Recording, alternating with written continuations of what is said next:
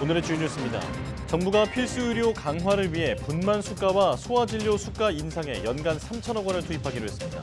분만 수가는 오는 12월부터 바로 적용할 예정이며 소아진료의 경우 내년 1월부터 가산 지원됩니다. 부정맥의 일종인 심방세동을 치료하지 않으면 경도 인지장애 위험이 높아져 치매로 이어질 수 있다는 연구 결과가 나왔습니다. 심방세동은 당장 생명에 위협이 되지는 않지만 발생이 잦으면 뇌졸중 위험이 커지는데 치매 위험도 높인다는 사실이 새롭게 나온 겁니다. 중국의 유인우주선 선저우 17호가 우주정거장 텐군과의 도킹에 성공했습니다. 선저우 17호를 타고 간 우주인 3명은 앞으로 6개월 동안 우주 공간에 머물며 우주정거장 보수와 과학실험 등을 수행할 예정입니다. 멕시코의 유명 휴양지인 아카풀코의 허리케인이 강타해 최소 27명이 숨지고 4명이 실종되는 등 인명피해가 발생했습니다. 가장 강력한 5등급 허리케인이 이 지역을 덮친 건 처음으로 대부분의 호텔들이 무방비로 피해를 당한 것으로 파악됐습니다. 65세 이상 노인의 90%는 모든 연금을 합해도 월 평균 수령액이 60만 원에 불과한 것으로 나타났습니다. 이는 1인 최저 생계비의 55%에 불과한 건데 나이가 많을수록 수령액은 더 적었습니다.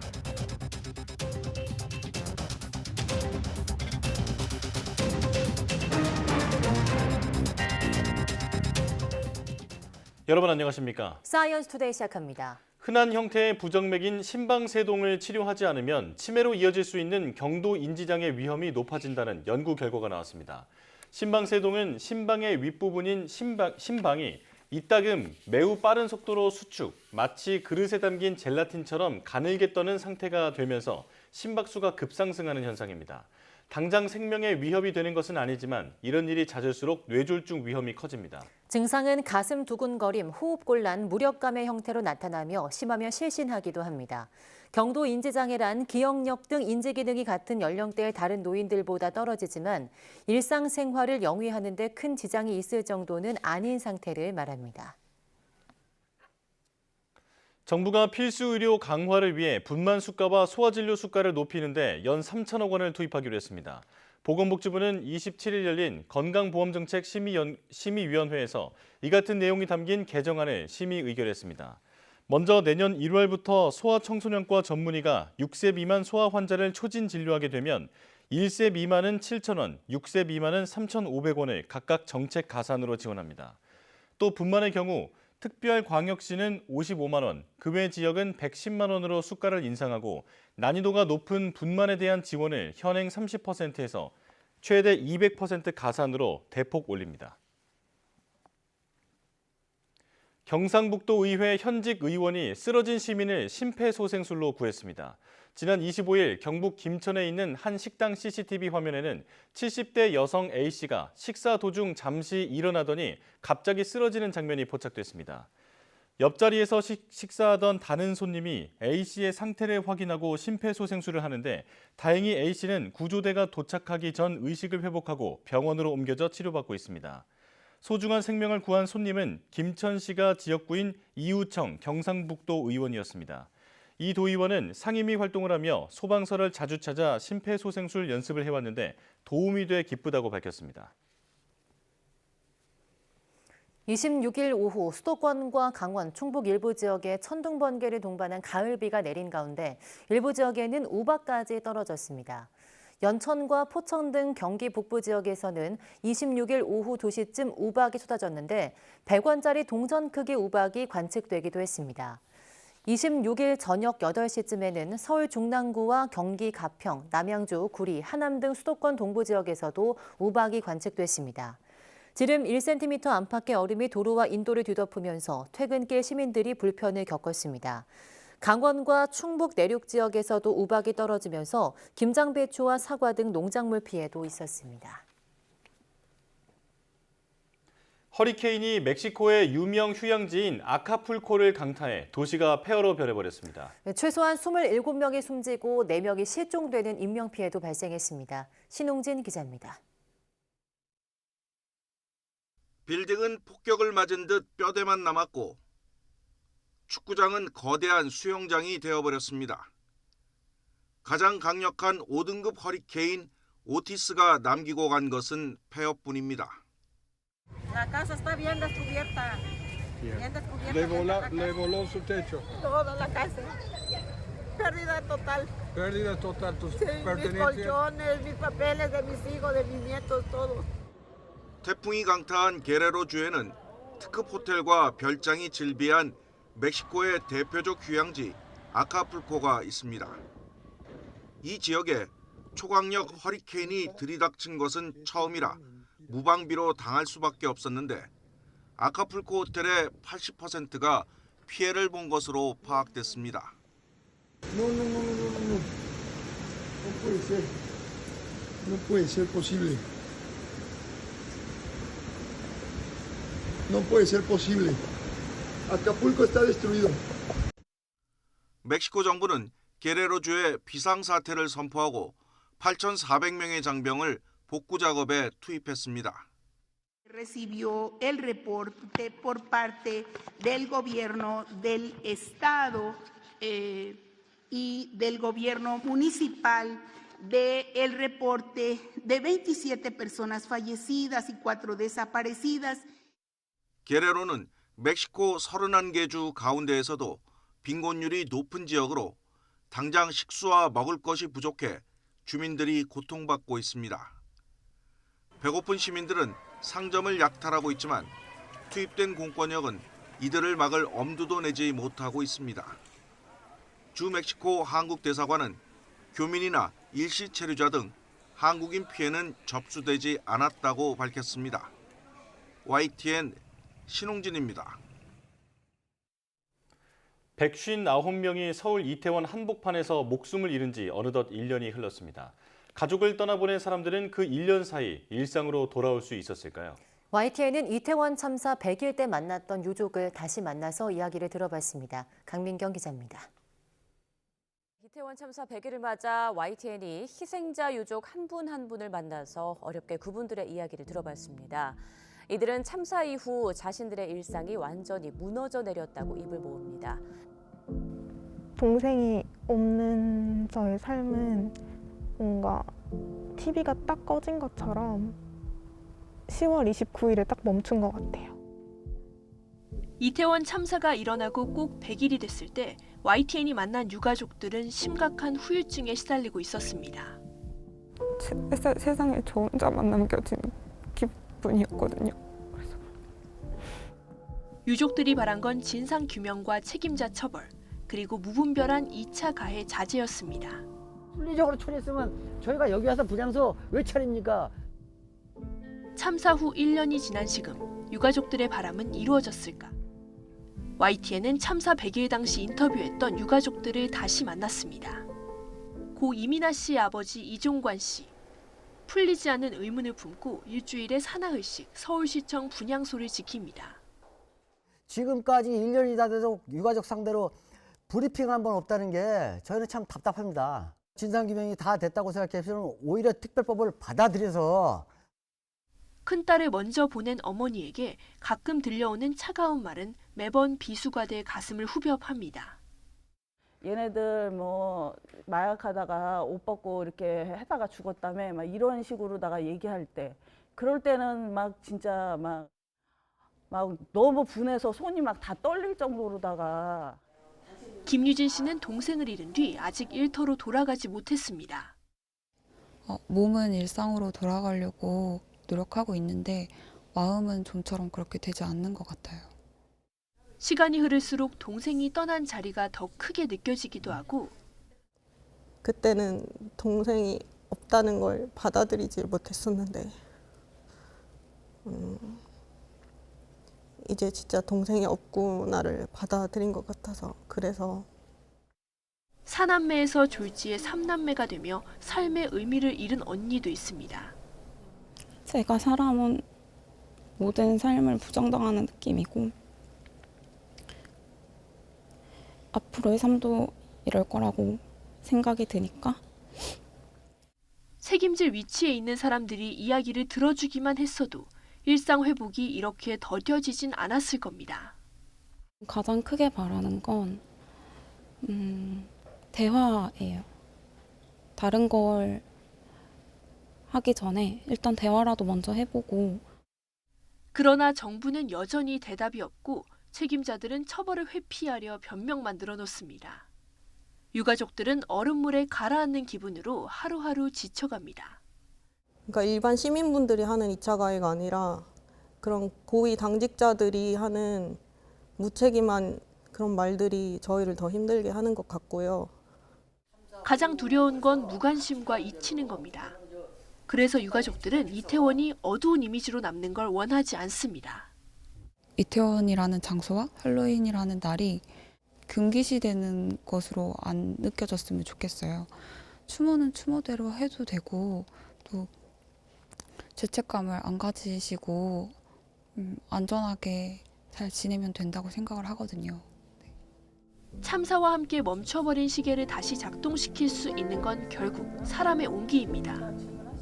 분향소에 가서도 이제 언니들 이제 보고 이제 그 우리 유가족들 이제 하고 만나면서 이제 많이 지금 좋아지는 상황이고 있어요, 지금. 언젠가는 10월 29일이 돼도 웃으면서 고인을 추억할 수 있기를 소망합니다. 지금은 임시 공간이지만 언젠가는 공식적인 자리가 생기면 거기서 가족들이 함께 모여서 그래도 마음 편하게 아이들 이야기를 할 수 있는.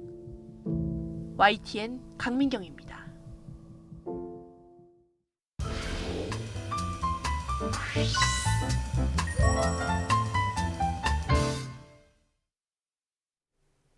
한 주의 마지막인 매주 금요일 영화 속 과학을 찾아보는 시간입니다. 사이언스 레드카펫 오늘도 양회영 기자와 함께하겠습니다.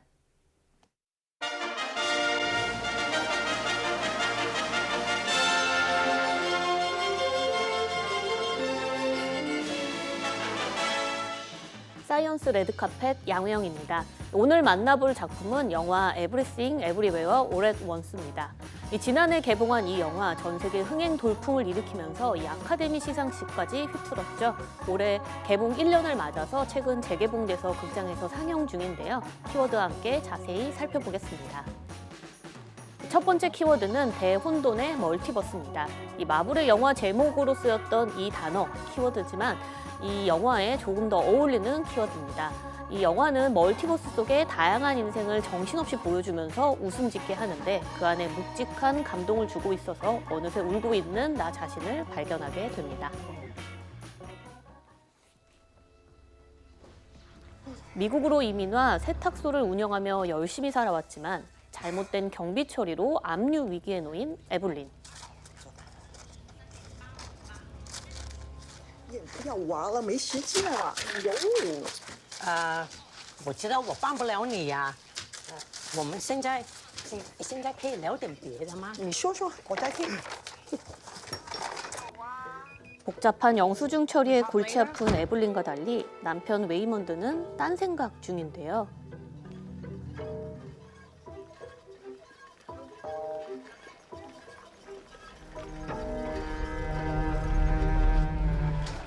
국세청을 찾은 그들은 세무조사에 나서게 되는데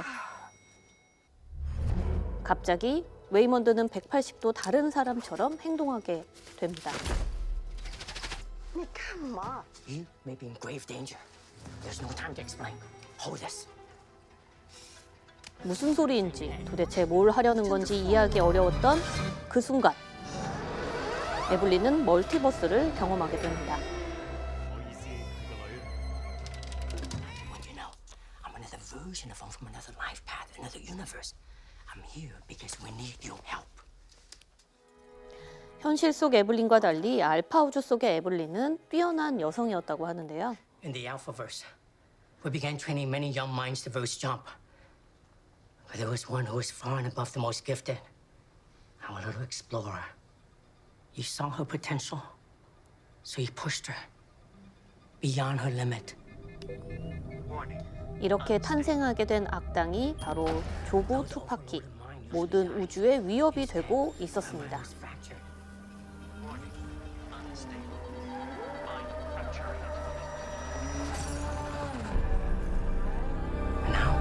Her mind experiences every world, every possibility, at the the same exact time, commanding the infinite knowledge and power of the multiverse. Now she's seen too much, lost any sense of morality, any belief in objective truth. 다중우주의 존재를 알게 된 에블린. 자신의 딸 조이 안에 조부 투파키가 있음을 깨닫게 되는데요. Joy? Why do you look so stupid? You're gonna make me walk through you?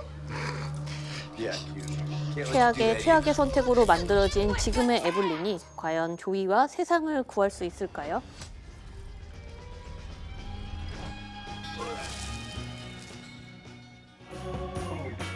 네, 영화 에브리싱 에브리웨어 올 앳 원스의 원래 주인공은 성룡이었다고 합니다. 그리고 양자경은 성룡의 부인 역으로 캐스팅을 하려고 했었다고 하죠. 하지만 성룡 캐스팅이 불발이 되면서 두 감독은 양자경을 주인공으로 영화를 바꿔서 시나리오를 쓰고 완성시켰습니다. 헐리우드 진출 20년 만에 단독 주연을 맡은 양자경은 유감없이 본인의 연기 내공을 모두 쏟아냈고요. 그 결과 아시아계 배우 최초로 아카데미에서 여우주연상을 받는 결과를 얻었습니다. 이 영화에서 또 다른 주인공이죠. 웨이몬드 역의 키호이관 매력도 유감없이 드러납니다. 1984년 영화 인디아나 존스 2에서 주인공을 맡았던 아역 배우였는데 영화 조감독이나 무술감독 등으로 일을 하면서 잠시 동안은 배우의 삶에서 멀어져 있었다고 합니다. 하지만 호이관은 이번 영화로 20년 만에 스크린에 다시 복귀했고요. 단번에 아카데미 나무조연상까지 받게 됐습니다. 올해 아카데미 시상식에서 에브리싱 에브리웨어 올 앳 원스는 이 작품상은 물론이고요. 감독상, 각본상, 편집상, 그리고 여우주연상과 남녀조연상까지 무려 7관왕에 올랐습니다.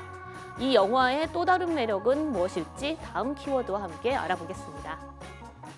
두 번째 키워드는 미친 상상력입니다.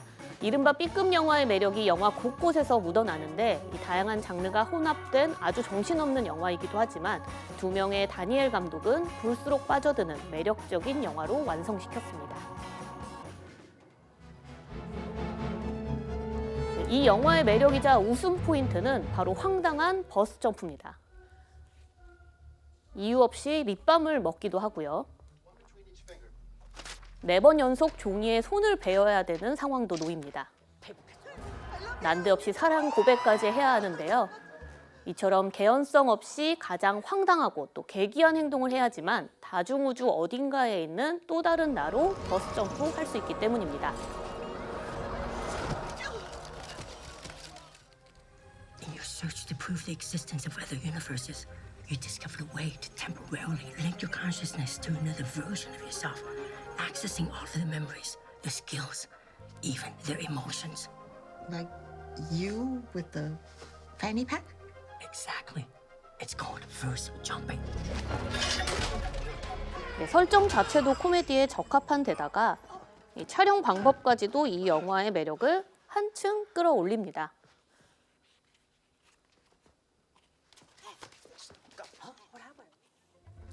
에블린이 처음 멀티버스를 경험하는 이 장면 역시 감독이 직접 찍은 뉴욕의 거리 장면을 빨리 돌리고 또 배우는 슬로우 모션으로 연기해서 합성을 해서 완성시켰다고 하는데요. 저예산 독립 영화인 덕분에 아이디어로 무장한 두 감독, B급 영화만의 매력을 충분히 발휘해냈습니다. 개봉 이후에 호평이 쏟아졌는데 이 두 감독인 다니엘스는 오히려 난처하다며 당황해하기도 했는데요. 이들은 우리만 웃긴 이 비디오를 아무도 안 볼 줄 알고 공유를 했는데 바이럴이 돼서 모두 갑자기 보는 상황과 같다면서 너무 기대하지 말고 영화를 봐달라고 당부하기까지 했을 정도입니다. Once we started digging into the multiverse, the thing that made it really click for us was realizing that the multiverse is such a terrible thing to explore in narrative or in film, because the moment you introduce the idea of infinite possibilities, nothing that happens in this movie matters anymore. And we thought that was so funny and so strange, and we asked ourselves, could we make a movie that stares directly at this problem? 다중우주에 대한 재미있는 상상을 엿볼 수 있는 영화인데요. 양회영 기자와 함께 영화 속 과학 이야기를 좀 더 나눠보겠습니다. 자, 다중우주, 그러니까 멀티버스라는 개념이 언젠가부터 많은 분들이 알고 있는 것 같은데 이 다중우주라는 말 자체만으로도 굉장히 상상력을 많이 자극하잖아요. 맞습니다. 이 다중우주라는 개념 자체를 먼저 살펴보고 이게 어떻게 상상력을 좀 이끌어내는지를 좀 살펴봐야 될 것 같은데요. 네. 우리가 이 다중우주와 관련해서는 이 사이언스 투데이에서 하고 있는 코너 별소리 다 듣겠네에서 사실 한번 다룬 적은 있었습니다. 이 미국의 이론 천문학자인 이 맥스 테그마크 교수가 다중우주를 4단계로 나눴고 이 4단계에 대한 내용을 설명을 그 당시에 이제 영상에서 했는데 저도 오늘 짧게 다시 한번 잠깐 살펴보면요. 네. 1레벨의 평행우주가 있습니다. 이거는 지금 우리가 만들어진 우주 안에서 이 바깥에 있는, 그러니까 기다리면 볼 수 있는, 우리 이제 우주가 팽창을 하고 있기 때문에 앞으로 만들어지는 이제 팽창될 우주를 평행우주라고 본다면 1레벨의 평행우주예요. 이건 그냥 단순히 관측만 하면 되기 때문에 기다리면 되는 우주입니다. 2레벨의 평행우주는 상수값이 달라지면, 그러니까 조건이 달라져서 만들어지는 우주인 경우에는 완전히 다른 우주가 만들어질 것이다, 이건데 이 영화 Everything Everywhere All at Once를 만약 보신 분들이라면 영화에서 갑자기 난데없이 돌멩이가 나오는 장면이 나오는데 이 돌멩이가 나오는 우주가 어떻게 보면 이 레벨의 평행우주, 그러니까 만들어지는 과정에서 전수가 달라졌더니 사람이 아닌 돌이 됐더라, 이런 느낌의 평행우주가 있을 수 있고요. 3레벨의 평행우주가 양자역학에서 나온 개념에서 탄생되는 이 평행우주입니다. 영화가 그리고 있는 이 다중우주, 멀티버스가 여기에 해당된다고 볼 수 있는데요. 우리가 이 양자역학에서는 입자가 어디 있는지 관찰되기 전까지는 확률로 가능성을 알 수 있고, 관찰이 되는 순간 이 다른 가능성들은 모두 다 한 번에 사라지게 되는 것을 양자역학이라고 알고 있잖아요. 근데 이제 그런 매 순간순간마다 여러 가지의 우주가 만들어질 수가 있는데, 그렇게 만들어진 우주는 지금의 우주와 완전히 다른 평행의 우주가 될 수 있다. 하지만 우리는 그 우주를 관측하거나 만날 수 없기 때문에 다른 우주에 영향을 줄 수 없다, 이렇게 볼 수 있거든요. 그래서 영화에서도 에블린이 수많은 선택의 순간들에 선택을 하고 그때마다 이 삶이 갈라지고 우주가 갈라지면서 다양한 삶을 사는 에블린들이 많은 우주에 존재하는 것으로 이렇게 나오는데요. 이것처럼 사실은 서로에게 영향을 줄 수는 없지만 각각의 선택에 의해서 여러 가지 우주로 존재할 수 있다. 이런 것을 이제 다중우주라고 볼 수 있습니다. 네, 만약에 다중우주가 있다면 지금 또 다른 저는 어떤 일을 하고 있을지 굉장히 궁금한데요. 다중우주, 이게 정말 존재할 수 있을까요? 네, 뭐 개념적으로 앞서 설명 쭉 했던 것처럼 정의를 당연히 내릴 수는 있습니다. 하지만 이 3레벨의 평행우주이자 이 다중우주론의 가장 큰 문제점이 관측이 안 된다. 그러니까 관찰 불가능이다라는 단점을 가지고 있어요. 이 과학이라는 개념에서는 관측이 되거나 어떤 실존의 어떤 값들이 존재해야지만 우리가 이게 과학과 이론으로 이제 판명이 나는데, 이 다중우주는 그게 불가능한 거죠. 이게 왜 그러냐면, 뭐 예를 들어서 우리가 부산을 갈 때 기차를 타고 갈 것인지 뭐 자동차를 타고 갈 것인지 뭐 여러 가지 선택의 방법들이 있죠. 내가 어떤 선택을 결정하기 직전까지는 당연히 가능성은 존재합니다.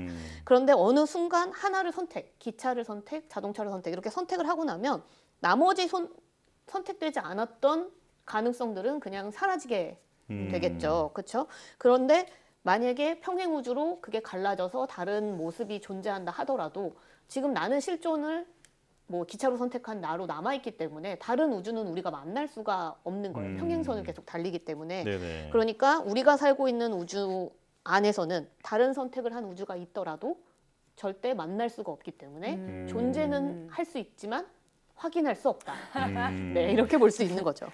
근데 이게 지금 말씀하신 것도 이제 들어보면 아리송한데 이게 관찰할 수도 없고 또 심지어 검증까지도 할 수 없는 개념을 이걸 과학이라고 부를 수 있을 것인가, 어떻게 보고 있나요? 네, 현재 이 물리학 안에서도, 그러니까 과학계 안에서도 이와 관련돼서 굉장히 논쟁이 뜨겁게 이뤄지고 있습니다. 어떻게 보면은 뭐 다중우주론이 비과학이다, 뭐 아주 이제 어떻게 보면 뭐 종교의 일종처럼 사람들이 믿고 있는 거다, 이렇게 막 비판이 나오기까지 하거든요. 근데 이 앞서 다중우주를 4단계로 나눴던 이 맥스 테그마크 교수의 책에 보면은 이 다중우주의 존재를 확인할 수 있는 재미있는 사고 실험이 하나 나옵니다. 그러니까 우리가 슈리덴거 고양이처럼 사고 실험을, 실제 실험은 하진 않지만 머릿속으로 하는 사고 실험을 할 수 있는데, 이 사고 실험을 제가 설명을 드릴게요. 제가 만약 매주 로또를 사요. 로또를 사고 한 주도 빼먹지 않고 맨날 매주 확인을 했는데 이번 주에도 1등이 되고 다음 주에도 1등이 되고 상상만 해도 너무 기분이 좋은데 이런 식으로 매주 한 주도 빠지지 않고 1년 내내 1등에 당첨될 확률을 생각을 해보는 거예요. 과연 존재할까요? 어떻게 생각하시나요?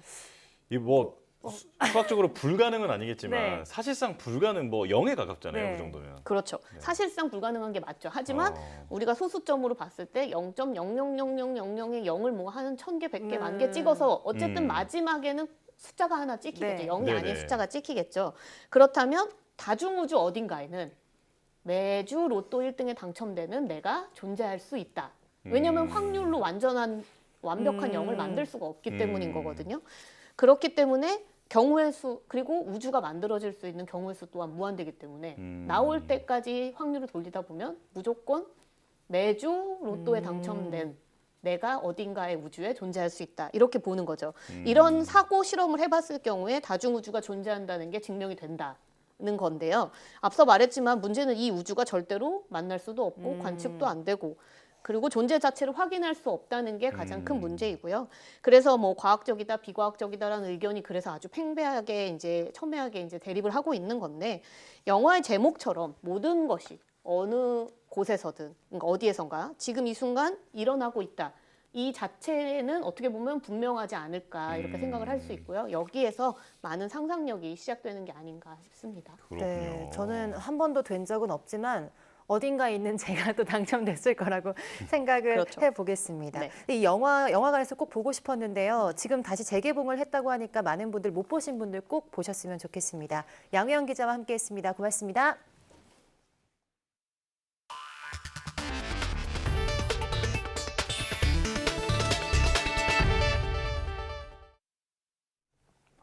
이종호 과학기술정보통신부 장관이 한국항공우주연구원과 한국천문연구원을 우주항공청 소속으로 법제화하는 것에 동의한다고 밝혔습니다. 이 장관은 27일 국회 과방위 종합국정감사에서 장제원 국민의힘 의원이 정부 출연 연구기관법을 개정하고 우주항공청 신설에 관한 특별법을 함께 통과시키는 것을 대안으로 발의하면 수용하겠느냐고 질의하자 위원님들께서 논의해 주시는 대로 따르겠다고 말했습니다. 우주항공청 설립에 관한 특별법은 국회에 발의돼 안건조정위원회까지 거쳤지만 우주항공청의 연구개발 직접 수행 여부와 항우연, 천무연의 직속 기관화에 대한 쟁점으로 국회 문턱을 넘지 못했습니다. 항우연과 천문연은 현재 과기정통부 산하기관인 국가과학기술연구회 NST 소속입니다. 중국이 우주비행사 3명을 태운 선저우 17호 발사에 성공했습니다. 선저우 17호는 현지 시각 26일 오전 11시 13분 깐수성 주취현 위성발사센터에서 창정 2호 F 야오 17 운반 로켓에 실려 발사됐습니다. 선저우 17호에 탑승한 우주인 3명은 중국이 자체 건설한 우주정거장 텐궁에 도킹한 뒤 기존 비행사들과 임무를 교대합니다. 중국 관영 매체들은 이번 우주 비행사들의 평균 연령이 만 38세로 역대 가장 젊다며 앞으로 6개월 동안 우주과학 실험이나 우주 정거장 요지 보수 임무 등을 수행할 것이라고 설명했습니다. 지난 5월 말 텐궁에 도착한 선저우 16호 비행사 3명은 오는 31일 지구로 귀환할 예정입니다. 급속한 고령화와 노동력 부족 등으로 농촌이 어려움을 겪고 있는데요. 사람 대신 자율주행 농기계가 농사일을 대신하는 시대가 성큼 다가오고 있습니다. 농업 벤처기업도 탄탄한 기술력으로 힘을 보내고 있습니다. 최명신 기자입니다. 지난 12일 농림축산식품부 주관으로 열린 창업 콘테스트입니다. 농식품 분야의 유망 기술을 가진 스타트업 568개 팀이 참가해 열띤 경쟁을 벌였습니다. 결선에 오른 10개 팀 가운데 자율주행 농기계 분야에서 주목받은 벤처기업이 있습니다. 기존 농기계에 카메라와 GPS 센서 등 인공지능 키트를 부착하기만 하면 자율주행 농기계로 변신하는 솔루션을 선보였습니다. 직사각형이나 다각형 농지는 물론 커브 구간도 오차 범위 3cm 내에서 능숙하게 선회하는 기술력을 뽐냅니다. 트랙터나 이항기, 콤바인 등 다양한 농기계에 활용할 수 있다는 게 최대 장점입니다. 테스트 결과 인공지능 키트를 사용할 경우 노동력은 50%, 작업 시간은 32% 절감되는 것으로 나타났습니다. 직진뿐만 아니라 후진, 그리고 유턴이라고 불리우는 선회까지 가능한 제품으로서 그리고 궁극적으로는 이제 농지 전체에서 손 한 번 대지 않고도 자율주행할 수 있는 점이 기존과 다른 점 같습니다. 국내 전체 농기계 37만 대 가운데 앞으로 2년 내 4만 대를 고객으로 삼겠다는 당찬 목표도 세웠습니다. 간단한 디지털 상식만 있으면 누구라도 운용이 가능한 만큼 농정 당국도 판로 확대에 힘을 보탠다는 계획입니다. 그래서 이런 시도들을 사업화하려는 그런 젊은 기업들을 발굴하고 이분들의 자금이라던가 판로를 확대하기 위해서 농진원은 열심히 사업화 자금을 지원할 계획입니다. 고령화와 일손 부족, 인건비 상승 등의 어려움을 겪고 있는 농촌에 벤처 기술이 새로운 활력이 되고 있습니다. YTN 최명신입니다.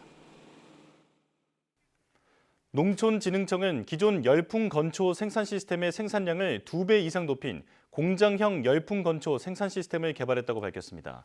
농진청은 공장형 열풍 건초 생산 시스템 개발로 수급이 불안정한 수입 건초 대체 효과는 물론 국산 건초 품질 향상을 통해 국내 축산업 경쟁력 강화에도 기여할 것으로 기대하고 있습니다. 농진청은 앞서 지난해 기존 미국과 호주 등에서 수입하던 건초를 국내에서도 안정적으로 생산할 수 있는 국내 열풍 건초 생산 시스템을 개발했습니다. 농촌진흥청은 비트를 이용한 기능성 식품 소재 발굴과 종자산업체 활성화를 위해 비트 유전자원 현장 평가회를 열었습니다. 농업유전자원센터에서 열린 이번 현장 평가회에는 33개 나라에서 수집한 비트뿐만 아니라 근대, 사탕무, 야생 비트 등 근대속 110여 개 유전자원이 선을 보였습니다. 또 작물별로 뿌리 무게, 잎색 등 대표적인 형태 특성을 평가하고 현재 수행 중인 비트의 붉은색 색소 베타레인과 항산화 분석 방법이 소개됐습니다. 종자 분양을 위해 심어놓은 근대속 유전자원을 이용해 종자를 더 많이 수확하는 증식 재배 관리법도 눈길을 끌었습니다. 65세 이상 노인의 90%가 공적, 사적 모든 연금을 합해도 월 평균 연금 수령액이 60만 원에 불과한 것으로 집계됐습니다. 최저 생계비의 절반에 불과한데 나이가 많을수록 연금 수령액은 적었습니다. 이승은 기자입니다. 통계청이 11개 공적, 사적 연금을 포괄한 통계를 처음 발표했습니다. 지난 2021년 기준 65세 이상 노인 가운데 어떤 연금이라도 한 개 이상 받는 경우가 90.1%에 이르렀습니다. 하지만 월 평균 연금 수령액은 60만 원에 불과했습니다. 당시 1인 최저 생계비 109만 6천 원의 55% 수준입니다. 수급자 10명 가운데 9명이 100만 원도 못 받았고 5명 가운데 1명은 25만 원 미만이었습니다. 여성의 수급액은 남성의 57% 수준이었고 나이가 많을수록 수급액이 적어서 80세 이상 월 평균 수령액은 47만여 원에 불과했습니다. 연금을 2개 이상 받는 수급자가 34.4%에 불과했기 때문입니다. 연령이 높아질수록 기초연금만 받는 분들이 좀 많은 것으로 파악이 되었습니다. 그러다 보니까 수급률은 높은데 이제 수급 금액은 기초연금만 받다 보니 상대적으로 좀 적었습니다. 청장년층도 노후 준비가 충분하지는 않습니다. 18세 이상 59세 이하 내국인 가운데 2개 이상 연금에 가입한 비율은 32%에 그쳤습니다. 특히 집 없는 청장년 4명 가운데 1명은 가입한 연금이 없었습니다. 어느 정도 소득이 있는 이런 분들한테는 세제 혜택 쪽으로 좀 개선을 해주면은 좀 도움이 될 것 같고요. 또 그런 세제 혜택 한도를 상향한다든가 이런 것들 사실 저소득층 분들한테 크게 도움이 되지 않을 수 있기 때문에 이분들한테는 그 연금 보험료 납입하는 과정에서 보조금을 주는 그런 방안도 생각해 보시면 좋을 것 같습니다. 특히 곧 노후층으로 편입되는 세대를 위해 차별화된 대책이 필요하다고 전문가들은 지적합니다. YTN 이승은입니다. 한류 팬덤 플랫폼인 펜투를 운영하는 한류홀딩스가 현재 시각으로 26일 미국 뉴욕 타임스퀘어에서 나스닥 상장 기념 타종식을 가졌습니다. 이번 행사는 나스닥 본부의 초청으로 이루어졌으며 한국의 미를 보여주기 위해 꽃을 뿌리고 북을 연주하는 등 한국 기업 상장이라는 상징성을 보여주는 다양한 퍼포먼스가 진행됐습니다. 국내 스타트업 최초로 나스닥 직상장한 한류홀딩스는 팬클럽 운영과 함께 채팅, 투표 이벤트 등 전 세계 팬들을 위해 무료로 글로벌 팬덤 플랫폼 팬투를 운영 중입니다.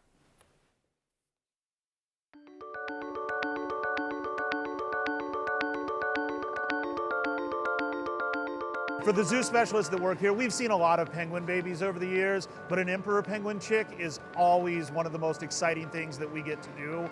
They're so rare outside of the Antarctic. We're the only facility in North America that cares for them, and this is a once-in-a-decade event for our team.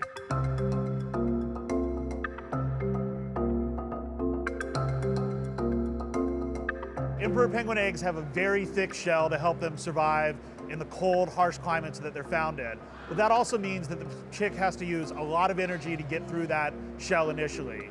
After several days of no progress from this chick, we decided we needed to go in and start helping.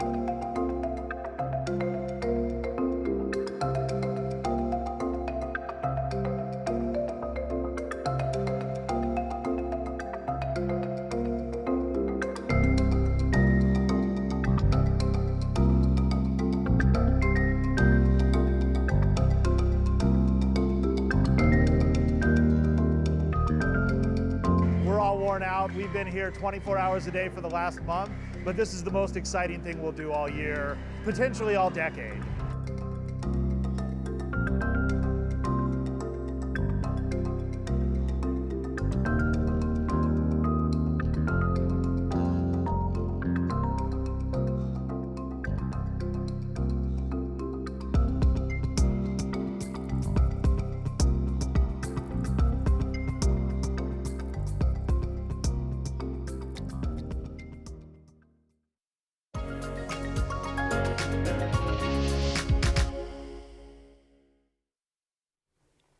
세상에 하나뿐인 나만의 고유한 색깔이 있다면 어떨까요? 프랑스 태생의 예술가 이브 클랭은 자신이 좋아하는 푸른색을 자신만의 고유한 색깔로 개발해서 특허까지 냈던 작가인데요.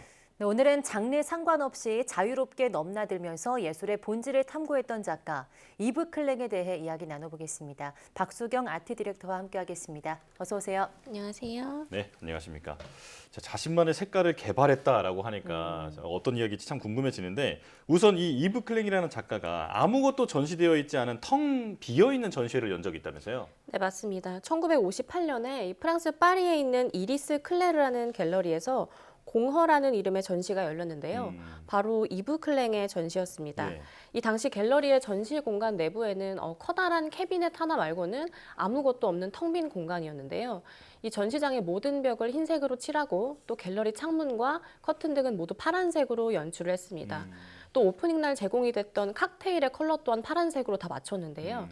이 전시장에 아무 작품도 설치가 안 되어 있어서 비난하는 사람들도 있었지만 반면에 무려 3천여 명의 인파가 몰려서 줄을 서기도 했다고 합니다. 이 이브 클랭은 사물의 무에 주목했기 때문에 이런 전위적인 전시뿐만 아니라 다양한 작품을 통해서도 사물의 본질이라던가 또 미니멀리즘에 대한 관심을 꾸준히 풀어나갔습니다. 예, 그럼 본격적으로 이제 이브 클랭에 대한 소개를 부탁드릴게요. 네, 이브 클랭은 프랑스 니스에서 태어났는데요.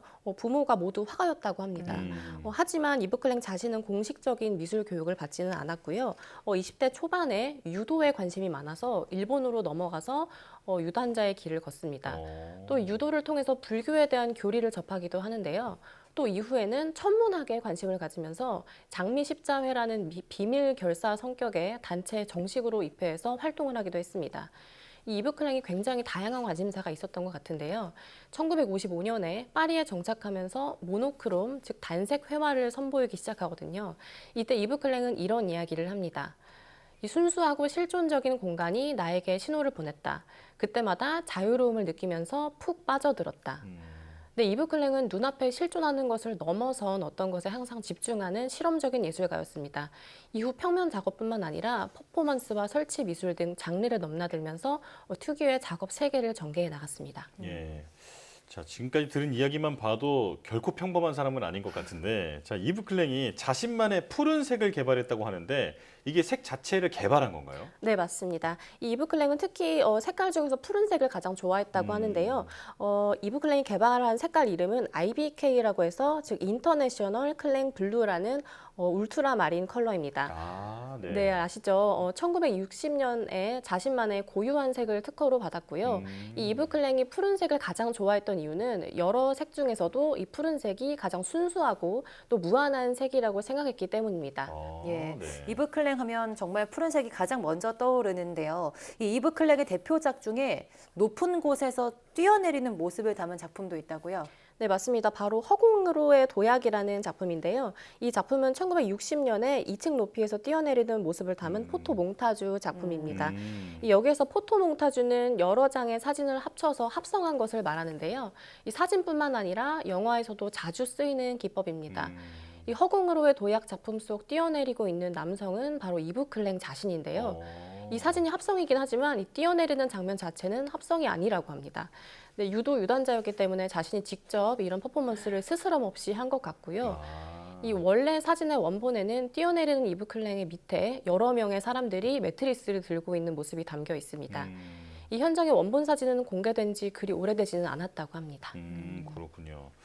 자, 이 퍼포먼스 작품이 이제 많이 화제가 됐던 것 같은데 신문에도 실렸다고요? 네, 맞습니다. 일요일이라는 이름의 프랑스 신문에 실렸는데요.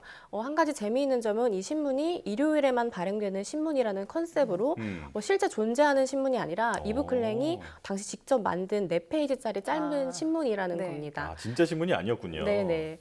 실제로 이브 클랭은 이 신문을 파리의 신문 가판대들에 올려두고 딱 하루 동안 판매를 하기도 했다고 하는데요. 이 또한 하나의 퍼포먼스였습니다. 이 신문에 실린 퍼포먼스 사진 밑에는 이런 글이 써 있었는데요.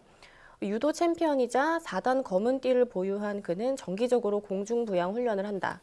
가장 좋아하는 우주로 가기 위해서.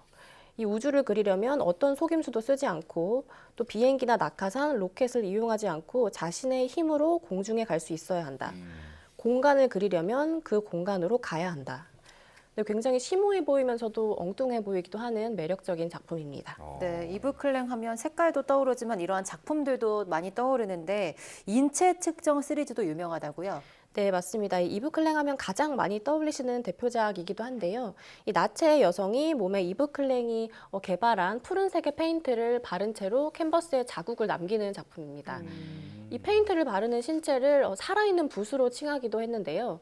이 퍼포먼스가 1960년에 파리의 한 갤러리에서 라이브로 진행된 적이 있는데 이 당시의 사람들은 작품에서 보이는 섹슈얼리티를 지적하면서 혹평을 하기도 했는데요. 이후 이 작품이 대중들에게 인기를 끌기 시작하면서 세계적인 미술품 경매 회사인 크리스티 측에서는 획기적인 예술 작품이다. 또 20세기 가장 대담한 프로젝트 중 하나다라는 찬사를 보내기도 했습니다. 이 인체 측정 시리즈는 기존의 전통적인 회화 방식에서 벗어나고자 하는 의도에서 출발한 작품입니다. 그렇군요. 지금 그 뒤쪽에 있는 그림이 바로 아까 전에 말씀해 주셨던 인체 측정 그림이었군요. 네네.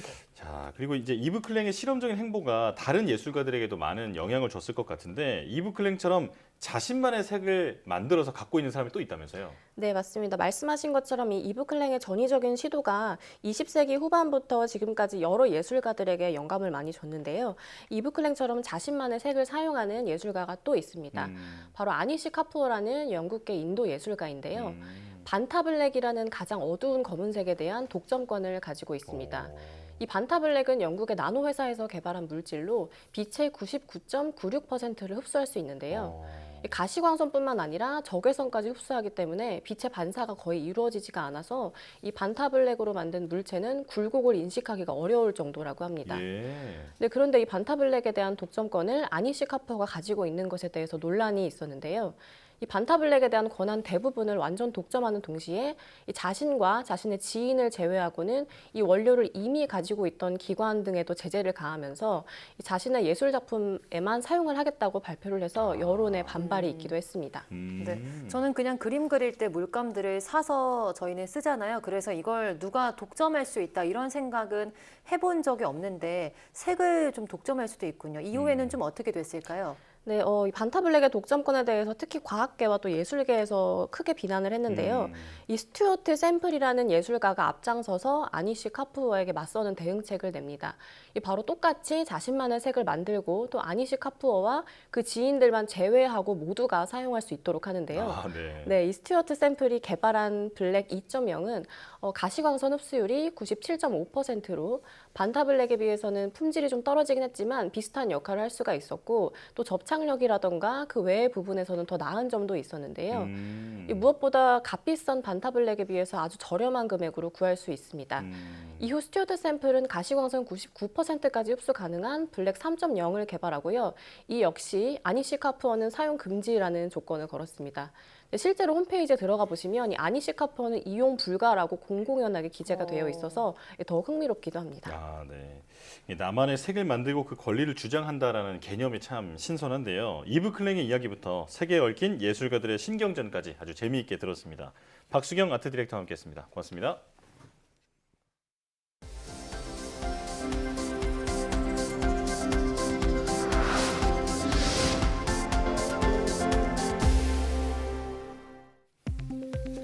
미국 연구진이 아프리카 야생 침팬지들도 폐경을 겪는다는 사실을 처음으로 확인했습니다. 미국 UCLA 브라이언 우드 교수팀은 아프리카 우간다 키발레 국립공원에 사는 야생 침팬지 공동체를 20여 년간 관찰한 결과 침팬지의 생식 능력은 30세 이후 감소하고 50세 이후에는 새끼를 낳지 않았으며 암컷 침팬지는 50세 정도부터 폐경기 전환 증상을 경험하는 것으로 나타났다고 밝혔습니다. 지금까지 암컷에게 폐경이 일어나는 현상은 포유류 중에서는 이빨고래 몇 종에서만 관찰됐고 영장류 중에서는 인간만 폐경을 겪는 것으로 확인됐는데 연구팀은 이번 연구 결과로 인간에서 폐경이 어떻게 진화했는지를 이해하는 데 도움이 될 것이라고 설명했습니다. 국내 연구진이 류머티즘형 관절염을 유발하는 여러 원인을 동시에 해결할 수 있는 새로운 치료 후보 물질을 개발했습니다. 기초과학연구원 나노입자연구단 현택환 단장 연구팀은 서울대 키스트 연구팀과 공동으로 나노입자와 미래줄기세포 기술인 나노베지크를 결합해 자가 면역 질환인 류머티즘형 관절염을 치료할 수 있는 새로운 치료 후보 물질을 개발했다고 밝혔습니다. 연구팀은 관절염을 유발한 실험쥐에 개발한 후보 물질을 조사한 결과 발 두께와 온도, 행동 등의 증상이 완화되고 관절이 회복되는 것을 확인했다고 설명했습니다. 지난달 16일 2차 측 기기 냉각수 개통 배관 누설로 수동 정지됐던 한울원전 4호기가 재가동에 들어갑니다.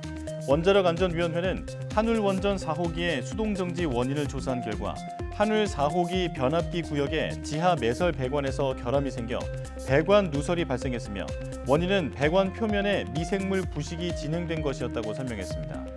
한수원은 결함이 발생한 배관부를 교체하고 피복제를 재시공한 후 누설 시험을 진행했으며 원안위는 절차에 따라 배관 교체 작업과 누설 시험 등이 적절히 수행됐음을 확인해 재가동을 승인했다고 밝혔습니다.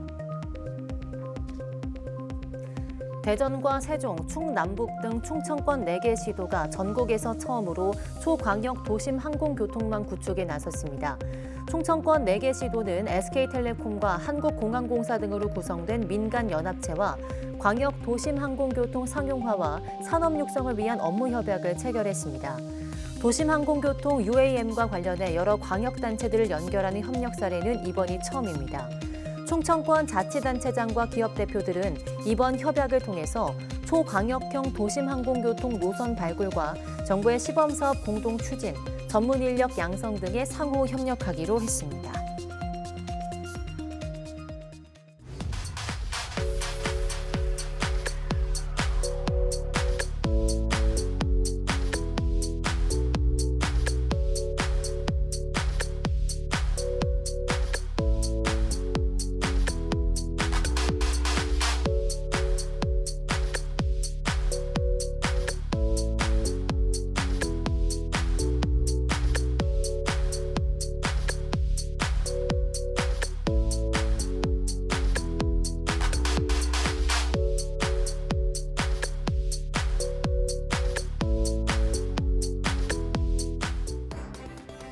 앞서 한 지자체 의원이 심폐소생술로 시민을 구했다는 기사 전해드렸죠. 마음이 뭉클해지는 내용인데 막상 이런 상황이 발생했을 때 과연 나는 제대로 된 응급조치를 할 수 있을까 생각하시는 분들도 많을 겁니다. 네, 위기의 순간은 항상 예기치 못한 상황이 발생하기 때문에 미리 심폐소생술을 익혀두는 것이 중요한데요. 정부나 학교, 또 직장, 우리 주변에서 실시하는 심폐소생술 등 응급처치 교육에도 많은 참여 부탁드리며 앞으로도 이러한 기적이 계속되길 바라겠습니다. 네, 뉴스 마칩니다. 시청해주신 여러분 고맙습니다.